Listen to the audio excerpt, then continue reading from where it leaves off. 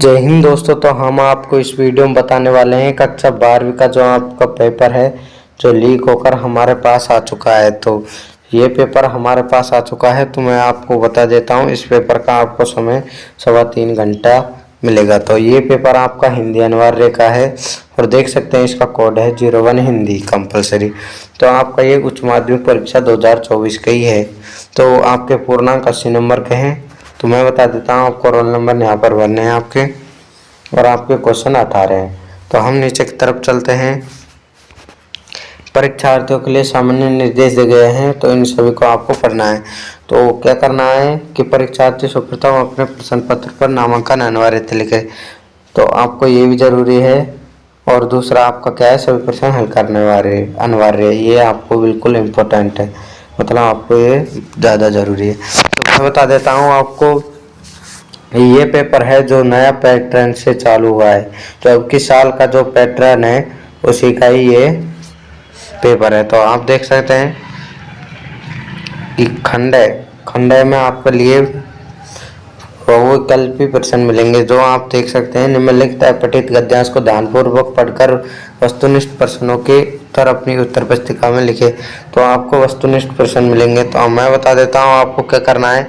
इस गद्यांश को आपको पूरा पढ़ना है, और आपको प्रश्नों के उत्तर आपको उत्तर पुस्तिका में लिखना है। तो पहले क्या है कि मैंने तो ये पूरा गद्यांश पढ़ रखा है पहले से ही, तो मैं इसका उत्तर पहले से बता सकता हूँ। तो आपको देख सकते हैं कि भगवान बुद्ध का बुद्धत्व जिस वृक्ष के नीचे प्राप्त हुआ, तो इसमें क्या है आपको अश्वत्थ।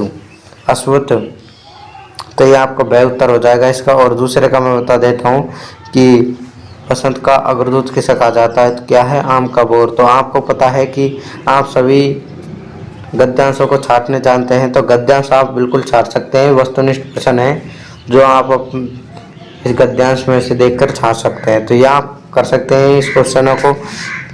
तो नीचे की तरफ हम अगला क्वेश्चन इसका देखते हैं कि बोर्ड परीक्षा पेपर है जो आपका ये सभी विषयों के पेपर है जो आपके हमारे चैनल पे मिलते हैं। कक्षा 9वीं 10वीं 11वीं 12वीं का जो पेपर है जो हमारे चैनलों पे मिलते हैं, तो चैनल का नाम आपको RBSC जानकारी पे, और हमारी टेलीग्राम ID है कि प्यार लर्निंग हब। तो आपको देख सकते हैं नीचे ये चैनल है, इन चारों पर ही आपके पेपर मिलते हैं। Pyaar learning hub, RBSC alert, Khushram test, Sachin Daroliya, इन सभी पर आपके सभी विषयों के पेपर मिलते हैं। तो मैं बता देता हूँ आपको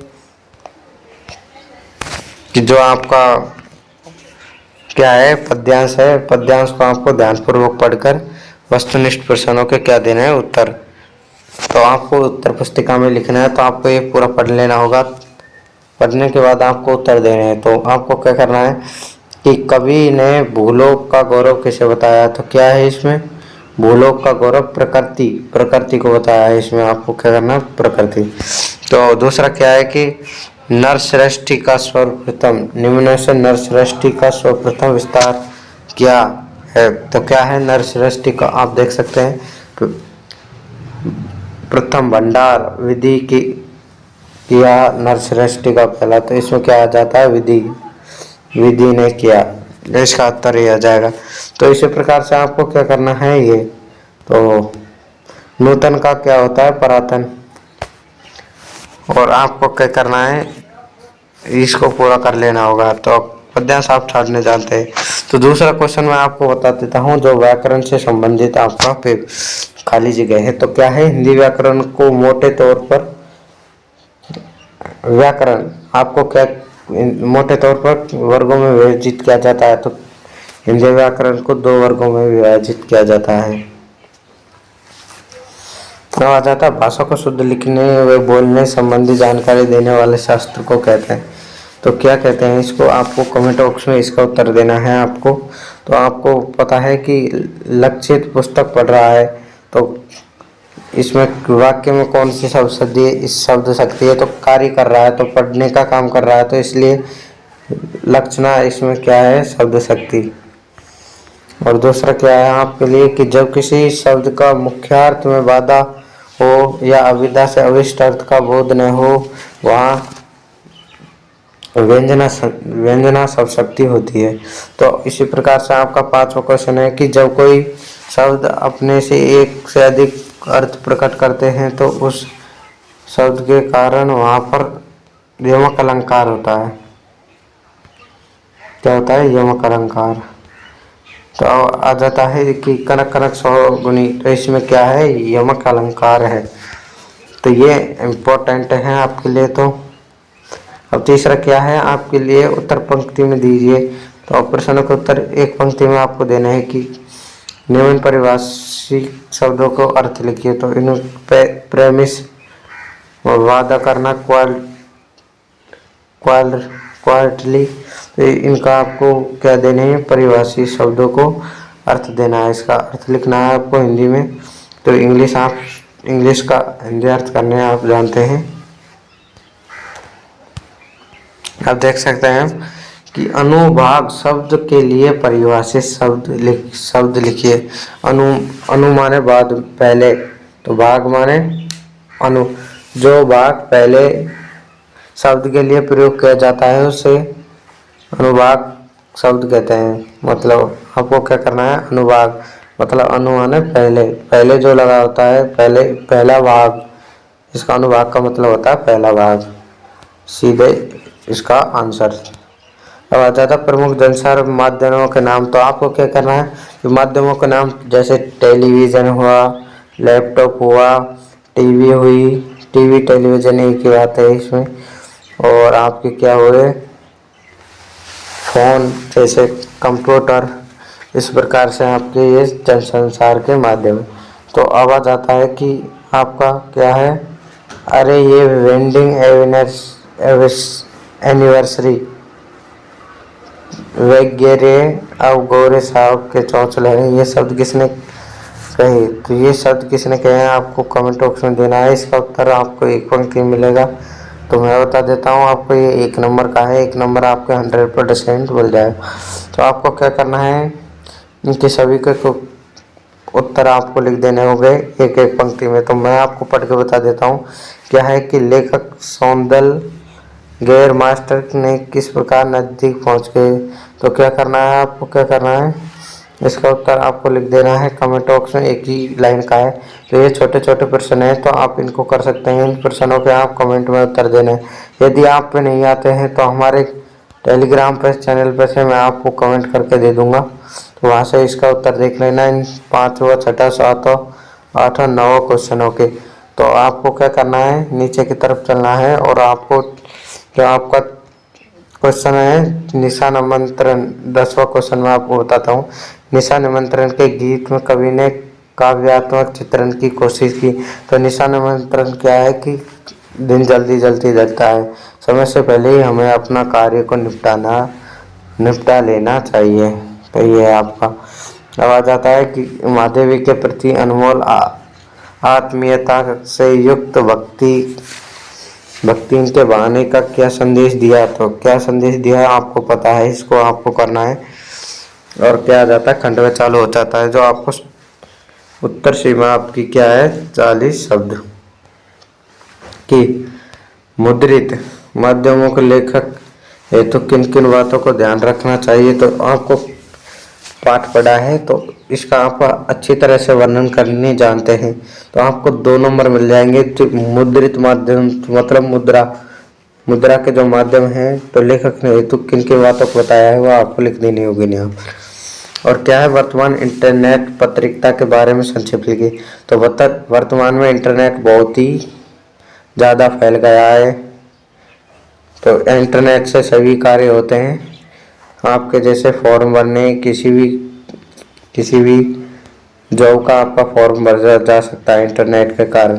तो ये सभी आपको लिख देने होंगे आपको।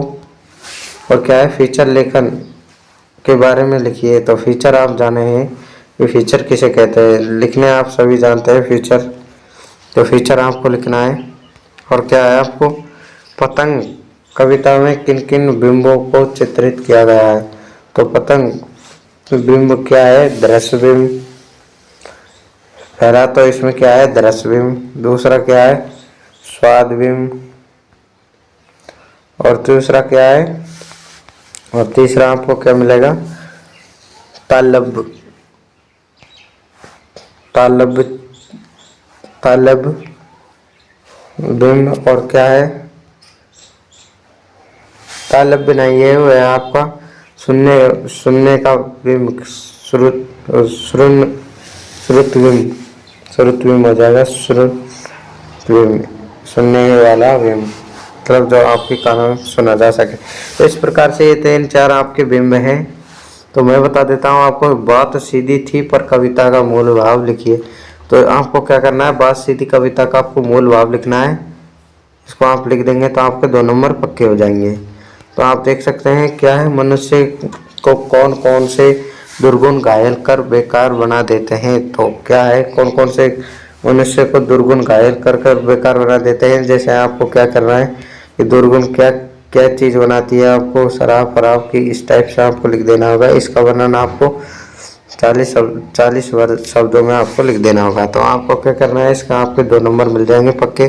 तो हम देख सकते हैं आपको जो आपका उत्तर है, तो काले मेघा पानी दे में लोग प्रचलित विश्वास और ज्ञान का द्वंद्व चित्रण अपने शब्दों में लिखिए।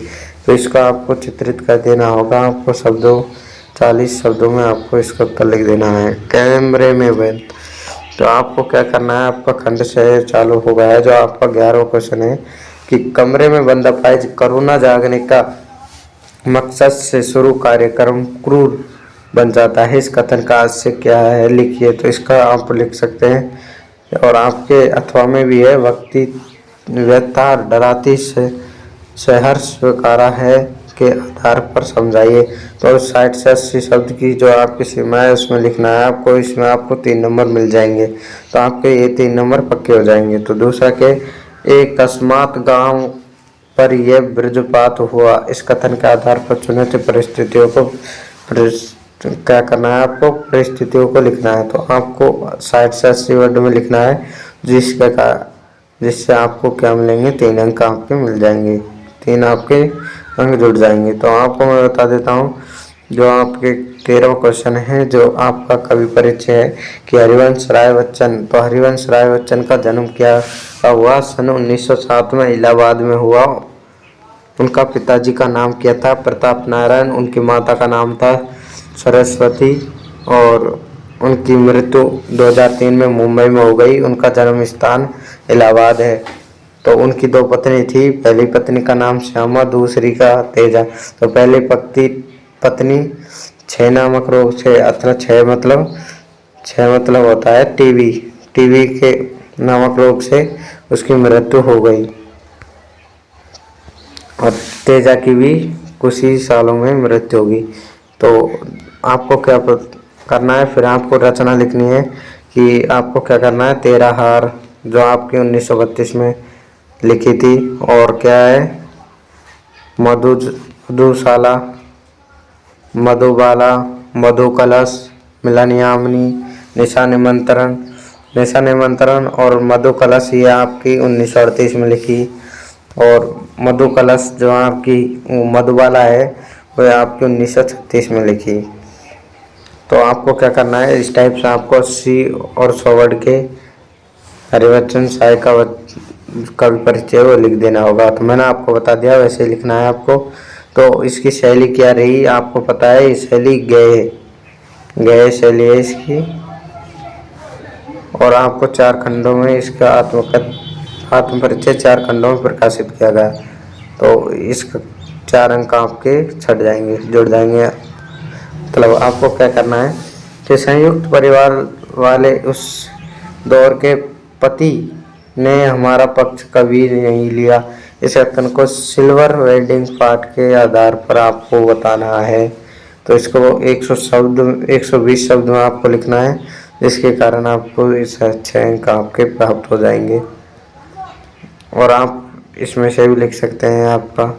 अब आ जाती है आपकी व्याख्या करनी है। तो व्याख्या में क्या है, निम्नलिखित पद्यांश को सह प्रसंग व्याख्या करनी है। तो सह प्रसंग आपको प्रसंग लिखना है। तो सब क्या करना है, तो पहले आपको शब्दार्थ भी लिखने हैं। शब्दार्थ लिखने के बाद आपको क्या करना है, फिर आपको संदर्भ लिखना है कि कौन से पाठ से ये लिया गया है, पाठ का नाम क्या है, कवि का नाम क्या है।